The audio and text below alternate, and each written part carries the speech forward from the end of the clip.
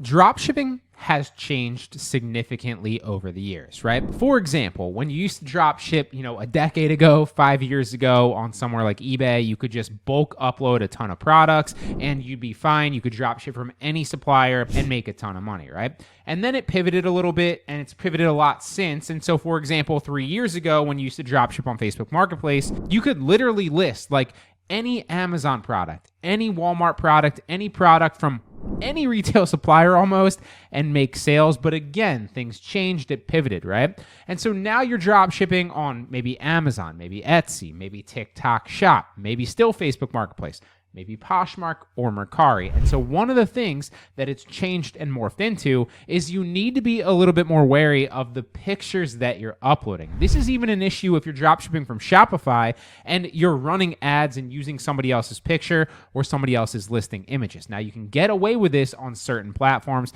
It's not really that big of an issue on Poshmark. It's not really that big of an issue on Facebook Marketplace if you're doing it, obviously with less listings. But as you scale and you start to add more and more listings, we're talking thousands, tens of thousands of listings on some of these websites, you really increase the risk of one of those potential listings and one of those potential brands or brand images getting flagged for an IP complaint that is going to ultimately affect your metrics, potentially get you suspended if you have too many of them. And so you want to avoid that at all costs, all right? This is even an issue on Amazon if you're doing online arbitrage or you're dropshipping products on Amazon. And so you need to be wary of these things. You need to have a system in place to be able to check some of these products to make sure that you're not running into these issues. And so I use Sprite for literally all my e-commerce businesses, but especially dropshipping. Now, I've talked about Sprite in so many other videos. You can see here I am logged into my own account. And today I want to take you through their new design patent tool. As you can see, it's just launched fairly recently. So if you go to Tools, Design Patent, it's going to take you to this page right here where you can see there's two ways to actually search for these potential IP claims on products that you can then avoid so that your store stays healthy, you don't get any IP complaints, and you don't run into any issues, and you can drop ship and sell on any platform long term and not have to worry about the long-term account health of your actual store. You can make money for the foreseeable long-term future. So as you can see, there's the image search and there's the simple search. So let's say hypothetically we're going to drop ship this product onto Poshmark as an example, right?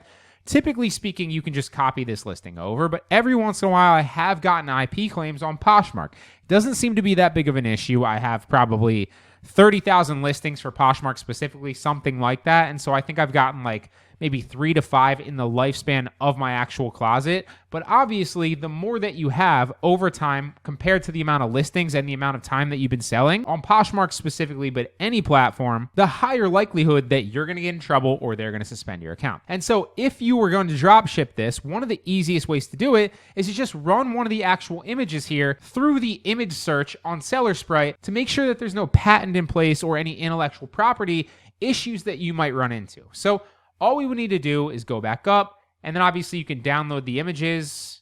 You could do that with ZDrop, as you can see here. You could also do it with Sprite if you just click download images right here. Again, both buttons, super easy. It makes it so easy to actually copy images and drop ship them or add them to TikTok Shop or wherever. And you don't have to copy all of them as well. You could just select the one that you want.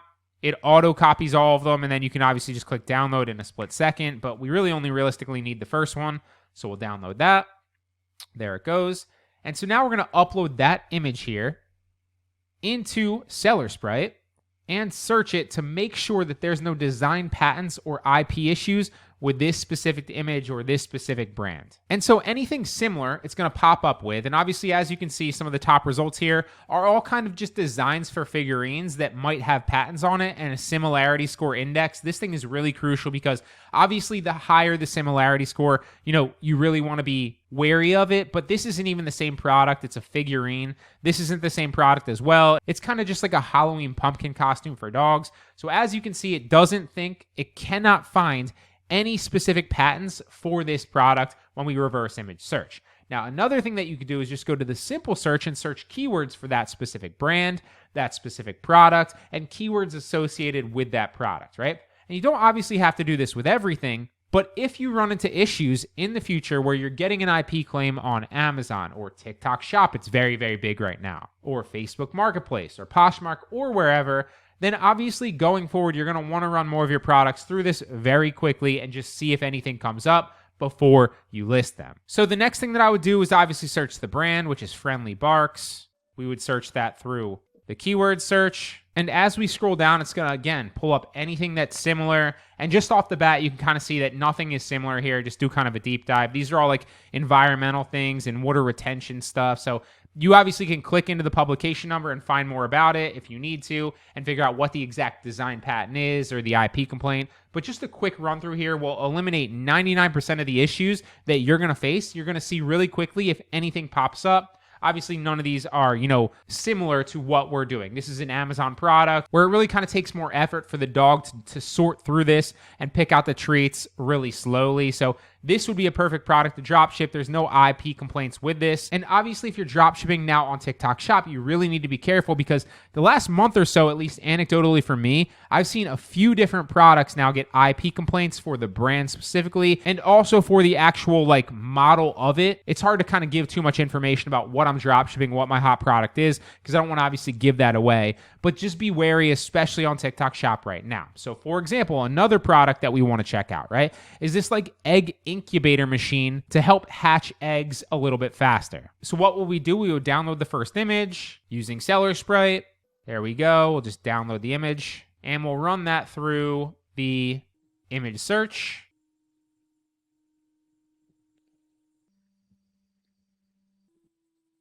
And we'll see what pops up. So obviously this is the first similarity here. It's got a Chinese IP, but these are all toys. None of these have anything to do with the actual egg incubators. This looks like it's a toy as well. Obviously you could click in and figure out what it actually is. But off first glance, this doesn't really look like there's any design patents or any IP issues with this. Yeah, this is a toy as well. No big deal. So no issues with this image. Then again, we'd run the keywords through the actual search just to make sure. We'd also run the brand through the search to make sure. So we'd probably search, obviously, this brand name just to make sure. We would also search egg incubator and just check to see that there wouldn't be any issues if we actually listed this product with these specific pictures and that there's no design patent on egg incubators that we could obviously get our store running into issues, a month from now that we might not even know of. Now, just to show you that obviously this does pick stuff up, if we take a popular brand, for example, like Coke, and we run their picture through, will it come up with any potential issues if we listed this product on, say, Facebook Marketplace as new, right? Or if we try to resell this or drop ship this on, TikTok Shop, do we run into any issues? Well, obviously, there you go. It's coming back with a ton of potential issues. You've got the Coca-Cola Light here. You've got some knockoff Cokes, which I don't even know what that is. Obviously, this one right here. So there's a ton of potential issues for this that you can look into deeper about this. But obviously, you'd want to avoid a Coca-Cola product or a Nike product or any big brand names on a lot of these websites, right? That's going to really run you into a ton of issues unless you have approval from the actual brand and it's a popular brand. You should be drop shipping in a lot of cases. Really small third-party brands where nobody really knows who they are. The price is obviously subjective, so you can mark it up, and they can't really price check it across, right? Because everybody knows what a 12-pack of can of Cokes cost. Everybody knows what a pair of Jordans cost. There's a set market for that. Everybody knows what a Nike backpack costs. They could probably just search that on Amazon. And so you really want to just drop ship third-party brands and avoid big brands like this. And so this is a phenomenal tool for all e-com sellers, but especially people drop shipping on sites like Amazon, TikTok Shop right now for sure. Facebook Marketplace. So for example, my main Facebook account that was doing multiple hundreds of thousands in profit a year or two ago got disabled for this exact reason because I was drop shipping too many products that inevitably ran into IP complaints. And so if I had this back in the day when I was doing that, that wouldn't have happened. I could have avoided that.